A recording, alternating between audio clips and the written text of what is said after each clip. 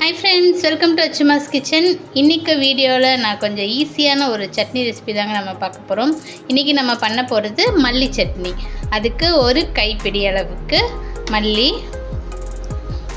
பச்சை மிளகாய் உங்க காரத்துக்கு ஏத்த மாதிரி சேர்த்துக்கோங்க. 4 பச்சை மிளகாய். அடுத்து பூண்டு ஒரு 5-6 பல் பூண்டு, இஞ்சி ஒரு துண்டு. அடுத்து தேங்காய் வந்துட்டு ஒரு பெத்தன் எடுத்துக்கலாம். ஒரு சில்லு தேங்காய். ஓகேயா? ஒரு 5-6 துண்டு தேங்காய். வெங்காயம் 2 பெரிய வெங்காயம் மீடியம் சைஸில். இதுக்கு தேவையான அளவுக்கு உப்பு. இது ஒரு 2 minutes சட்னின்னு சொல்லலாங்க. ரொம்ப ஈஸியான சட்னி. அவ்வளோதான் நம்ம. ஓகே, இப்போ வந்துட்டு இதை நம்ம அரைச்சிக்கலாம்.